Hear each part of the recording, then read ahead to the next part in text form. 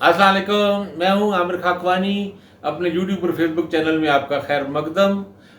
कल से दोबारा से खबरें होना शुरू हो गई हैं कि इलेक्शन शायद 90 दिन में ना हो।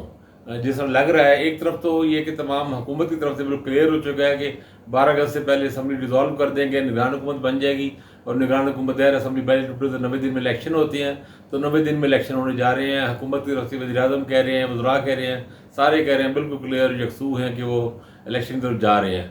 अब ये इसके बावजूद ये अफवाहें, ये खबरें कहाँ से आना शुरू हो गई हैं? इनसाइड खबरें आ रही हैं कि सब कुछ बज़ाहिर लग रहा है कि इलेक्शन नवंबर की 8-10 तारीख तक हो जाएंगे, हो जाने चाहिए, लेकिन होते नज़र नहीं आ रहे और इलेक्शन आगे जा रहे हैं। इसकी क्या रीज़न है? कल परसों से ये चीज़ें, मैंने भी इस पर काम किया, ये चीज़ें सामने आई हैं, इस पर हम बात करते हैं। आज ये इम्पोर्टेंट दिलचस्प बात है। ये जो नए लोग, नए साथी जो चैनल देख रहे हैं, वो चाहें तो इसको सब्सक्राइब कर लें।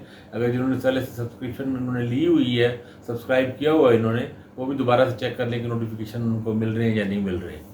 देखिए, कल से मैंने देखा 2-3 लोगों ने, जो इम्पोर्टेंट लोग हैं, जो इस वक्त बाखबर लोग हैं, वो ये कह रहे हैं। नुसरत जवेद साहब ने कल भी परसों भी एक चैनल पर उन्होंने तलत हुसैन को भी इंटरव्यू देते हुए कहा। एक और इस जियो पर ही उन्होंने, जियो पर मुरी फारूक को भी उन्होंने कहा। नुसरत जावेद बड़े बाखबर, बड़े अच्छे रिपोर्टर हैं और रही हैं, बहुत सीनियर जर्नलिस्ट हैं, एंकर भी हैं, कॉलमिस्ट भी हैं।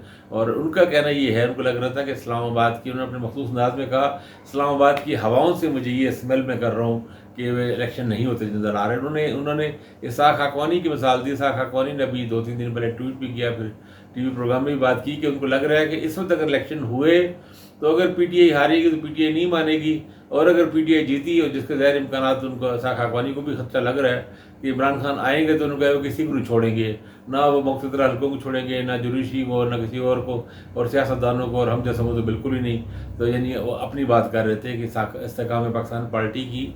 और इस तरह फैसल वाडा को पीटीआई लोग सख्त नापसंद करते हैं और उनकी नापसंदगी अपनी वजूहत हैं अपनी जगह, लेकिन वाडा साहब अहम जगहों पर बैठते हैं, अहम हलकों में जो पाकिस्तान में इस वक्त मैटर करते हैं, रियल पार्स जो हैं, कॉरिडोर्स हैं, वहाँ फैसल वाडा हैं और उनका आते जाते हैं, उनका वहाँ पे काफ़ी उनका ताल्लुक़ है, गहरा ताल्लुक़ है। और इसलिए फैसल वाडा की बातों को नज़रअंदाज नहीं करना चाहिए। ये वही बातें हैं जो एक ज़माने में शेख रशीद कहा करते थे, GHQ से इनके रवाबित होते थे, और वो जो बातें करते थे वो बाहर लग रही थी कि ऐसे ऊट पटांग सी बात है या मज़ाक खेज बात है, लेकिन वो बातें ठीक निकलती थी। फैसल वाडा का भी कहना ये है कि, और उन्होंने खैर खुल के बात नहीं करते आजकल, वो पहलियों में या अपने वो ख़ास इशारों के नाम में बात करते हैं। फैसल वाडा का कहना ये है कि ये जिस तरह PIA की फ़्लाइट नहीं जाती, ट्रेनें टाइम पर नहीं चलती, तो इस तरह इलेक्शन भी टाइम पर नहीं होंगे। सवाल ये है, मैंने ये सवाल किया, कई लोगों से बात की कि आखिर ऐसा क्यों लग रहा है, जबकि निगरान हुकूमत के लिए सारे यकसू हैं। सब पीपल्स पार्टी चाहती है, PMLN चाहती है, JUI, सारे लोग चाह रहे हैं कि इलेक्शन हो जाए और निगरान हुकूमत बन जाए, और उसके बाद और असम्बली पहले डिज़ोल्व कर रहे हैं। अगर आगे जाना था तो असम्बली की मुद्दत बढ़ा लेते। वो एक तरीक़ाकार, एक कॉन्स्टिट्यूशन में एक है, अगर रोके सोके करके खींच तान के उसे किया जा सकता था, लेकिन वो राह उन्होंने अख्तियार नहीं की। उन्होंने असम्बली डिज़ोल्व करने की पहले, अब जब कई कमेटी भी बना दी गई है 5 रुकनी, शहबाज शरीफ साहब ने, कि जो इससे मुशावरत करके डेट तय कर दी। आमतौर पर ज़्यादा यही है कि 6-8 अगस्त को जाके असम्बलियाँ डिज़ोल्व हो जाएंगी, और फिर ताकि जो उसकी असल मुद्दत है 12 अगस्त, उससे पहले ये सारा मामला निपट भी जाए और फिर निगरान हुकूमतें बन जाएँ और आगे इलेक्शन शेड्यूल भी आ जाए। तो इस सूरत हाल में ये क्यों आई है असल में सवाल। देखिए, नजम सेठी साहब की एक चिड़िया के ज़माने में मशहूर हुई थी। आजकल हमारे कुछ एंकर जो कबूतर की बात करते हैं, वो हमारे जैसे जो माड़े अखबार नवीस हैं, हमारे पास न कबूतर न चिड़िया है। अलबत्ता गेम ऑफ थ्रोन बहुत मशहूर ड्रामा सीजन है, मेरा बड़ा फेवरेट रहा है।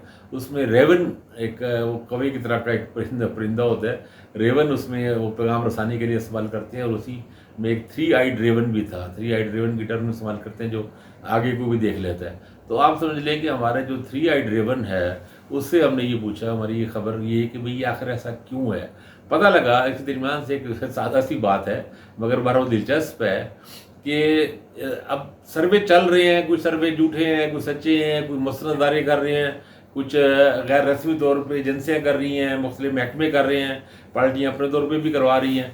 तो बहरहाल एक ऐसा ही सर्वे के नतीजे में, फील्ड सर्वे जो है जगह जगह पे, इलाके इलाके में, हर इलाके में UC लेवल पे जाके, यानी पूरी कॉन्स्टिट्यूंसी में प्रॉपर तरीके से जो है सर्वे आया है, उसमें पता लगा है कि आज भी इतने बुरे हालात हो गए हैं, पीटीआई को तोड़ फोड़ करने की कोशिश की जा रही है। केपी में, पंजाब में बहुत से लोग छोड़ गए हैं और मुकदमा की भरमार है। 185 मुकदमे हो गए हैं कल तक की। तो लेटेस्ट पोजीशन थी, फैब शाहीन के वकील ने बताया, इमरान खान के, और कोर्ट कमेटी में भी हैं उनके, उन्होंने कहना था कि 185 हो चुके हैं मुकदमे अब, तो शायद 200 तक पहुंच जाएंगे। और लग रहा है कि ये बार बार कहा जा रहा है कि इनको नहीं आने दिया जाएगा, ये वो सब चीज़ें, इमरान खान डिस्क्वालीफाई हो जाएंगे। और कल या सादिक ने भी कल परसों कहा कि मैं बल्ले का निशान नहीं देख रहा बैलेट पेपर पे। इस सब कुछ के बावजूद जो फील्ड रिपोर्ट्स हैं वो ये हैं कि तहरीक इंसाफ 80 से लेके 120 तक 120-25 सीटें जीत रही है, बल्कि वैसे तो 80 से 130 कहा गया है। अच्छा, मुझे इस बात बड़ी हैरत थी, मैंने कहा भाई 80 से चलो 90 के दरमियान, या 80-85 या 80 से 100 तो समझ आती है, 130 ही क्या तो कही, तो बहुत बड़ा फर्क है 50 सीटों का। तो उसका भाई दिलचस्प जवाब पता मिला। जवाब ये मिला कि कराची में और केपी में बहुत ही अनप्रिडिक्टेबल रिजल्ट आने की है, तो कुछ भी वहाँ हो सकता है। 2018 में भी कराची के वोटरों ने बिल्कुल आखिरी दिन निकले और उन्होंने सब उल्टा के रख दिया और 14-15 सीटें मिल गई पीटीआई को। तो वो इसलिए प्रिडिक्ट नहीं कर पा रहे क्योंकि यूथ यंग वोटर इतना बड़ा एंटर हो चुका है पिछले 5 सालों में। ओवरऑल कोई 5-5.5 करोड़ वोटर बन गया है 18 साल से 35 साल तक। तो 18 से 25 साल है वो भी कोई 2-2.5 करोड़ से कम नहीं है। तो वोट अगर वो उनका टर्नआउट बड़ा हुआ, ये लोग बाहर निकले, जैसा राजनपुर में हुआ। राजनपुर में ऐसा ही हुआ था, अवैस लगारी अपनी तो सीट जीत के बैठे थे आराम से, और मोहसिन लगारी को लग रहा था हार जाऊंगा, नौजवान निकले और ऐसा उन्होंने पलटाया कि 30,000 वोटों के मार्जिन से अवैस लगारी वो सीट हार गए राजनपुर की। दिन भी इलेक्शन हुआ था वहाँ पे, जहाँ पे मोहसिन लगारी बाद में बने, अभी आखिरी जो हुआ था कुछ अर्सा पहले। तो उनको ये लग रहा है कि केपी में भी ऐसा कुछ भी हो सकता है, यानी ये भी हो सकता है कि एक लैंडस्लाइड विक्ट्री ले ले, पीटीआई स्वीप कर जाए बिल्कुल भी। और ये भी हो सकता है कि मुकाबला हो और उस पर कुछ सीटें इनको मिले, कुछ दूसरों को मिले, जिस तरह आमतौर पर प्रीडिक्ट किया जा रहा है, प्रीडिक्ट किया जा सकता है। लेकिन पीटीआई के मामले में एक सरप्राइज फैक्टर आ रहा है, लोगों का, वोटर का अंदाज़ा नहीं हो रहा, कि क्योंकि वोट का एक बड़ा एक जो बैंक है वो अभी तक मौजूद है उनका। और यही खतरा सिर्फ है कि अगर इलेक्शन हुआ तो अगर सारी कोशिश, सारे हरबे देने इस्तेमाल करने के बावजूद अगर पीटीआई के टिकट होल्डर्स को अगर उन्होंने इस तरह के स्वीप कर झटका दे दिया, 100 से ऊपर सीटें ले गए, कौमी असम्बली में अगर 110 सीटें ले गए, तो फिर बहुत ही मुश्किल हो जाएगा हुकूमत बनाना पीएमएलएन के लिए और बाकियों के लिए। तो ज़ाहिर है फिर उसमें अगले जोड़ तोड़ में पीएस पार्टी का भी पीटीआई के साथ हो सकता है। ये भी कहीं ना कहीं चीज़ें चल रही हैं और इसीलिए करके ये अब खदशा महसूस हुआ है कि भाई ये इसको हर हाल में इसको मैनेज किया जाए किस तरह। अच्छा, सुप्रीम पार्टी को पाबंदी लगाना, ये बड़ा क्लियर बात है कि सिर्फ सुप्रीम कोर्ट लगा सकती है।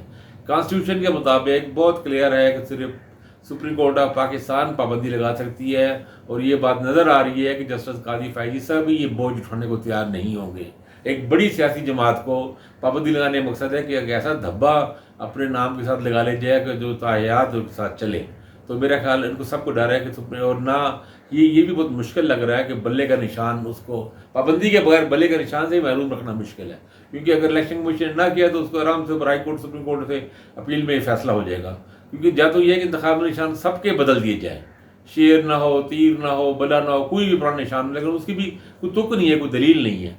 तो सब ये जो अभी ये जो खुफिया सर्वेज हैं, ये ही सबसे बड़ा ख़तरा है। और इसी बुनियाद पर ये ख़तरा लग रहा है कि निगरान हुकूमतों को लंबा कर दिया जाएगा और निगरान हुकूमतें शायद किसी तरह, किसी बहाने, क्योंकि अब आगे सैलाब का भी ख़तरा लग रहा है और इस और हालात भी पाकिस्तान में ज़्यादा दहशतगर्दी के ख़तरात मौजूद हैं।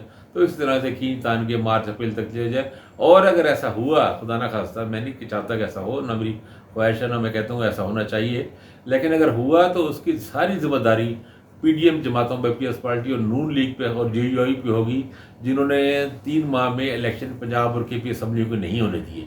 जब एक बार आप आइन को डेविएट कर देते हैं, आइन की खिलाफ वर्जी कर देते हैं, और एक बार किया वो तो बार बार किया उन्होंने, इस खास मामले में तो बार बार हुआ। सुप्रीम कोर्ट के फैसला मौजूद हैं, उन फैसलों को उन्होंने डेविएट किया और मुसलसल जब इस तरह खिलवाड़ किया और इस खिलवाड़ को हमायत रही सियासी जमातों की, तो फिर दूसरी बार भी हो सकता है, जो ये दलील निकालेंगे दूसरी बार भी निकाल लेंगे। तो बहरहाल भाई बात ये है, अब जो मामला है वो ये है किसी न किस तरह वोट बैंक को, पीटीआई के वोट बैंक को किस तरह मैनेज किया जाए। उसके बगैर ये सारे मसले और ख़तरात और खदशात पैदा हो रहे हैं निगरान हुकूमत के बड़े होने की भी।